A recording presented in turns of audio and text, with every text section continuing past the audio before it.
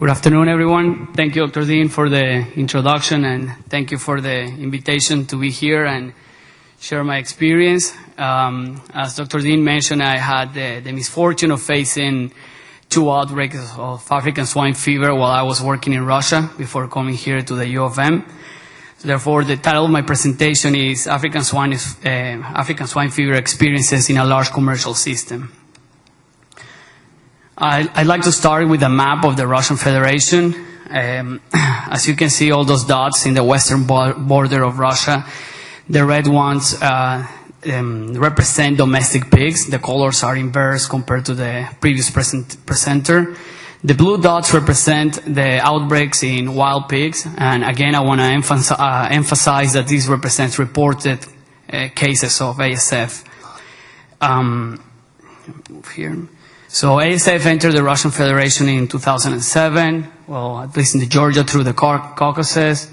In 2014, we had our first outbreak in one of our farms in a multiplier, and in 2016, we had the second.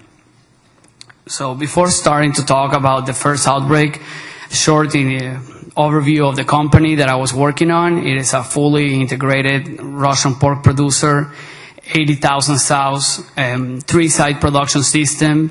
So the sites are huge compared to what is in the U.S. There we had a sow farm that weaned their piglets into a huge nursery with space for 25,000 pigs in a continuous flow, separated by rooms, but still it is a continuous flow.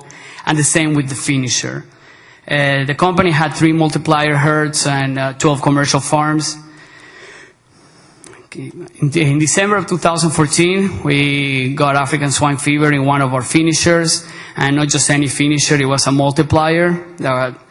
And the way we move our gills throughout the system is in the flow chart that you can see in the slide. So we have the multiplier sow farm, wean the piglets to a nursery, then from the nursery to the finisher. And up until 2014, the gills will go directly from that finisher into the sow farms, allocated in a quarantine, on-site quarantine, to have the vaccinations, but there was really no separation, so that term of quarantine is really loose. We implemented the GDU to have that buffer, and it is different than what you guys are used here in the US. Our GDU is off-site. It's a isolated location where we send the gills, have the vaccinations, heat induction, insemination, confirmed pregnancy, and then we ship them pregnant to the commercial sow farms. So very isolated. I don't know if you can see the distances from where you are. So this GDU was 200 miles away from the multiplier finisher. And it's, again, also like 100 and 200 miles away from the different commercial sow farms that it sends the gills to. Okay. Where you see the star, that's where we had the outbreak. This is a picture of the 3 sites of the multiplier herd. So 3 sites, but as you can see, they're very close. That there's the distance between these sites is less than a mile, but it is still considered a multi-site. So you have the sow farm on your left, then the piglets will go to the nursery all the way to the right, and then come back to the finisher in the middle. The site that broke with ASF has 16 rooms, hotel style. Each room had the capacity for 2,000 pigs. We could allocate more, but because there were gills, we wanted to give them more space. Weekly delivery of gills to the GDU, and the non-selected gills and the barrows will go to the market to third-party customers. All the gills were tested for PRRS and ASF prior to being shipped to the GDU, not only by requirements of the company, also the government requires that when you move animals across state lines or even between sites, you need to provide constant results, negative results to ASF. Also, we tested for PRRS. This is a closer look at the finisher site.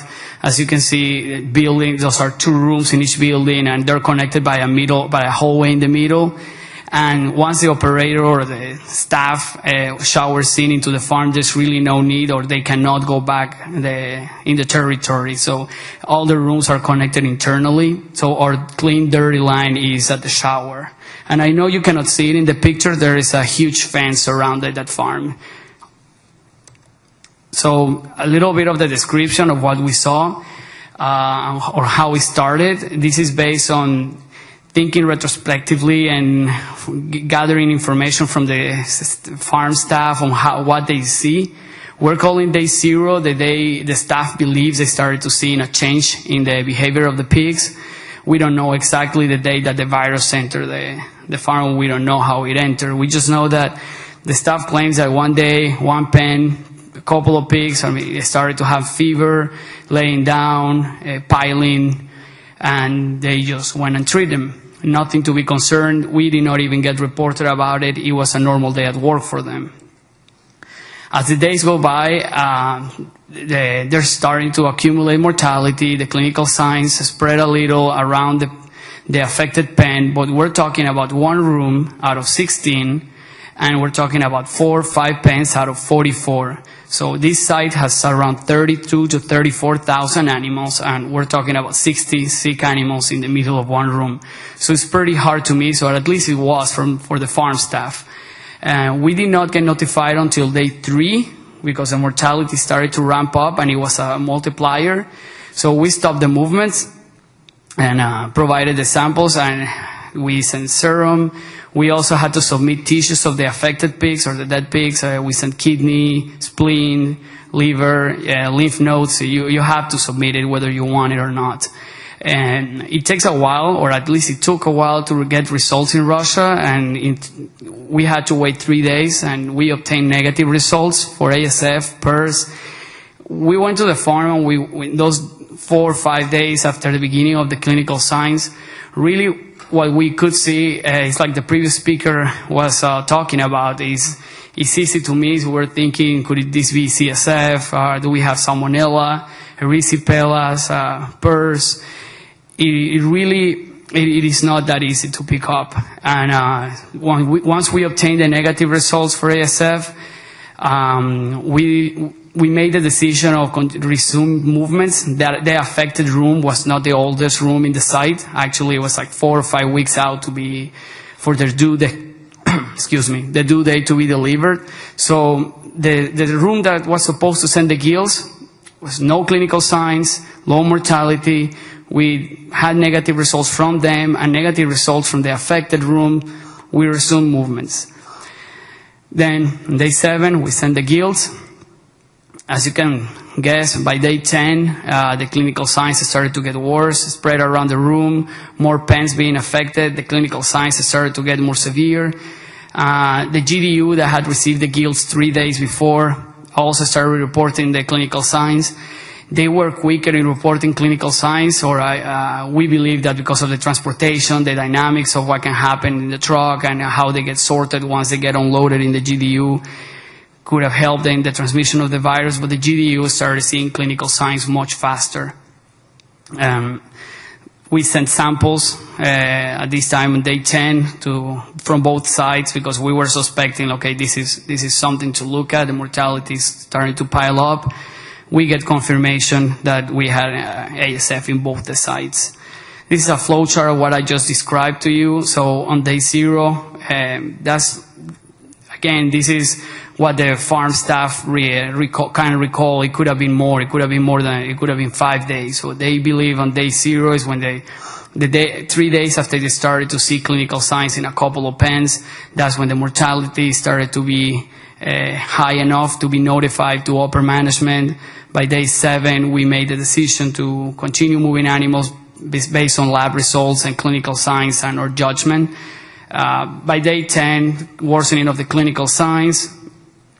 By day 11, we get confirmation of that we had ASF in both sides. That same day, you get quarantine measures. So now I'm going to share with you some pictures. Again, these are we did not take pictures from the first 7 days because for us it was a normal day at work. For everyone here that works in the field, we're always troubleshooting, facing diseases, and we don't take pictures from every single sick pig that we see. So these are actually pictures from more day 10, 11, 12, once the clinical signs, and we had lab confirmation, because for us it was interesting to document that. In the same room that was affected, we could have pigs like this. I mean, there's piling, there's some fevers. You can tell the pigs are not comfortable, but nothing that can scream, this is ASF. You can walk in that same room to another pen and start to see more severe. Now you see it. So I hope you can see the redness or the hemorrhages in the back legs on those. And I do have a pointer. That's not working.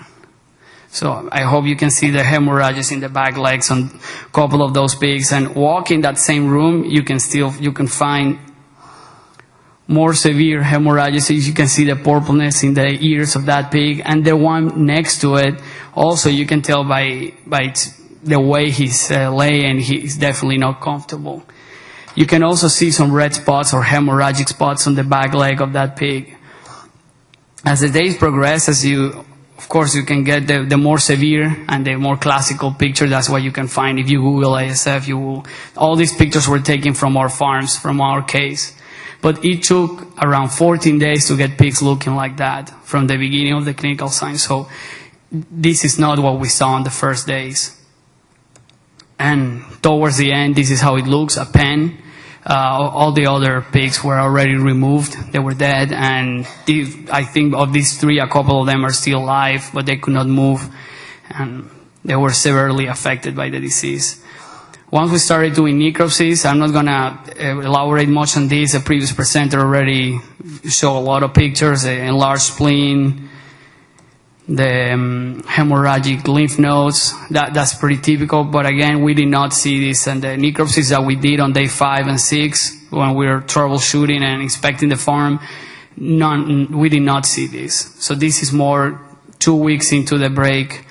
We did see the classical petechias in the kidney also, but it wasn't a constant thing, and we were searching for it because we were more worried about CSF than ASF. We didn't think ASF, I forgot to mention, ASF up until 2014 hadn't been reported on large commercial farms, so for us it looked like, well, if someone's going to break, it's not going to be us. So we were actually more concerned about CSF. It's something that we look for, and we were searching for all the kidneys all the time, looking for the petechias, and we did not find it in all of them. So once you get ASF in your farm, the protocol is very large. I mean, it doesn't fit one PowerPoint slide. It's just a quarantine, a zone, 5 kilometers, restricted movement of people, vehicles, euthanasia beginning of the euthanasia of all the animals within that zone, burial and burning of all the carcasses, and after you do that, you go through several rounds of exhaustive washing and disinfection. Some pictures, again, from our break of after the break, once we put the quarantine, so any vehicle that wanted to go in and out or out of the zone had to be sprayed, disinfected, go through inspections. One of the many holes that we had to dig to bury the animals, we lost around 80,000 animals in that break between the GDU and the multiplier finisher. So we had to dig a lot of these holes. This is I don't have many good pictures of the piles of pigs, but I just want to make sure that this is not ASF. This is actually the euthanasia of the animals. We had to do that. So by the time we finished euthanizing the first affected room, the mortality was 15%. So it doesn't correspond to what you see in the literature of high mortality, 100%, 80%. We did not see that. And it took us a while to euthanize the animals. We were not ready. We didn't think we were going to get ASF, and neither the vet services. It took us significant time to have the resources and dig the holes and to get rid of the animals. But in those 4 weeks that it took us, we could learn a lot, and we had the opportunity to see how the disease moved within the site and even within the room, the affected room. And the highest mortality we got in the room was 15%. It wasn't, and it corresponds to what the previous speaker was talking about, that the virus has been getting less virulent. So This is a picture of how we just have to dump the carcasses on the holes and then getting ready to burn them. Burning of the carcasses, and then you have to bury that. So what happened after the break? Like I mentioned before, in the affected room closed with 15% mortality. Out of the 16 rooms on that finisher, it took us 4 weeks to fully depopulate the site, and only 4 of the rooms tested positive for ASF. We were trying to make our case, trying to save those animals, naively trying to, we don't need to, we can see they're negative, but we had to follow the law and the requirements, and all the animals were euthanized, and 12 of those rooms were negative the whole time. And the same with the sow farm and the nursery you saw in the picture that were in close proximity to that finisher. They never got ASF during those 4 weeks. And we waited 6 months trying to make our case again that we did not need to depopulate the sow farm or the nursery. And again, we had to do it because of requirements. So kind of corresponds to what the literature supports, that the aerosol transmission in ASF is limited. And if you have biosecurity in place and take measures, you can contain it within a site or even within a room. This graphic may look familiar. The previous speaker also had it. So the different routes of transmission, the different routes that the virus can enter or have contact with domestic pigs. So how did it enter our farm? We wondered long on how did it happen, or we were investigating what did we do wrong to get ASF in our system. So we are going to rule out the soft tick route because it was in the middle of December, very cold. And also the role of the tick in Eastern Europe hasn't been yet totally proven or demonstrated. We for a while thought about the possibility that we brought it by feed, by the usage of pork bone meal in the poultry division and some cross-contamination in that feed meal. And I'm sure Dr. Scott D. will talk more about that in his presentation. So we do not feed kitchen scraps or anything to the pigs, and we don't allow workers to bring food into the farm, so we don't think that's a possible route. We see no contact with wild boar population.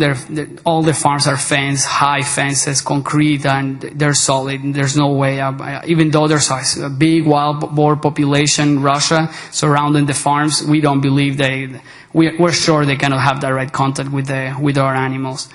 We see as a major threat the contact with domestic infected other pigs. For example, in the GDU, we move those animals ourselves, shipment of infected animals, asymptomatic but infected.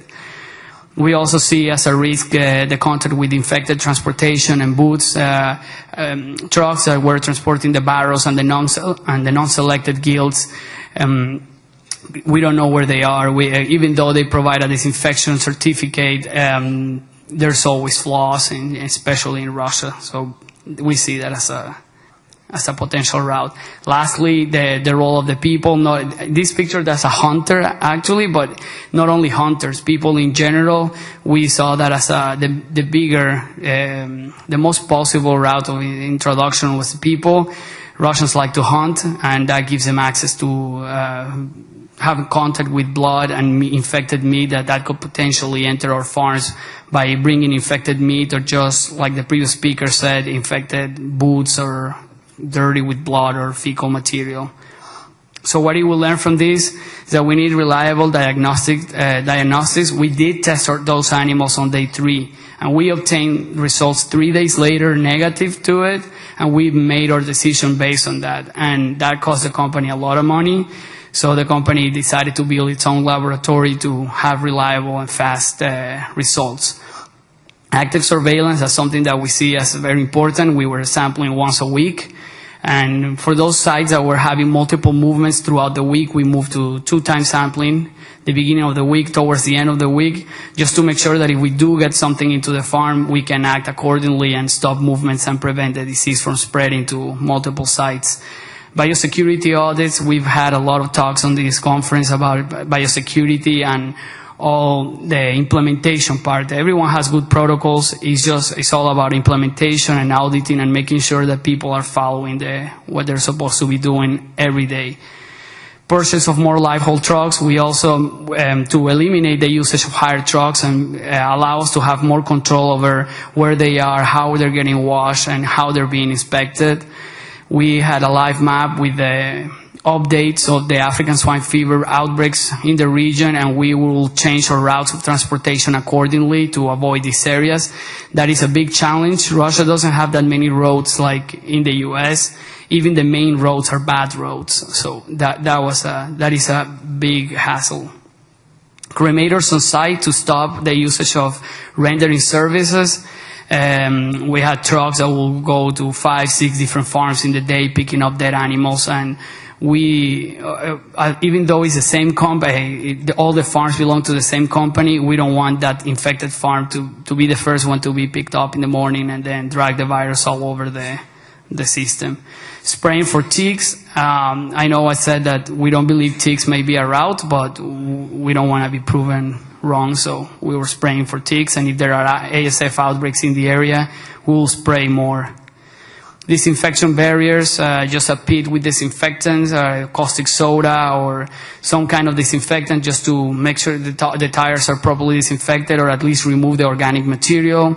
Strict shower in, shower out, and compartmentalization, which is a set of guidelines that if you follow them from the farm across the system, it puts you in another status that if there is ASF in your area, you don't necessarily have to, it will disrupt your movements, but you don't have to euthanize your animals. So while all that was being implemented, we get a second outbreak 2.5 years later. But this one is much shorter, I promise. This was one slide because we actually, trying to look at the silver lining here, it actually put our system to test, and I think we passed that test because the ASF was detected in 2 gills that had sudden death, no clinical signs, just in a quarantine of 6,000 sows. Just 2 animals died. We submitted samples, and we got results within the day that they were positive. We retested the pen and the quarantine, got more positives, and there were no clinical signs. Stop movements, of course. All the quarantine measures were taken. This is a map of where this break was, way more dense than the first outbreak.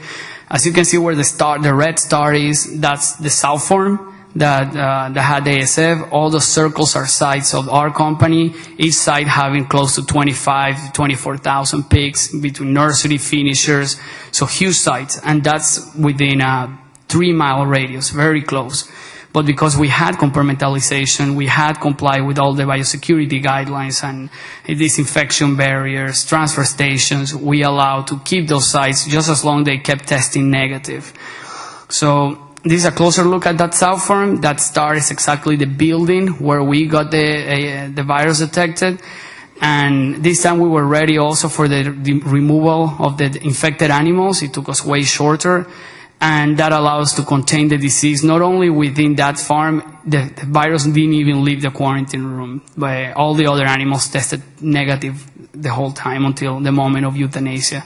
So that was the outcome. All the animals were euthanized. No sow piglets ever tested positive for ASF. The nursery of that site that was receiving pigs every 2 days remained negative, and we got to keep those animals. So ASF is containable, and we managed to contain it to one site.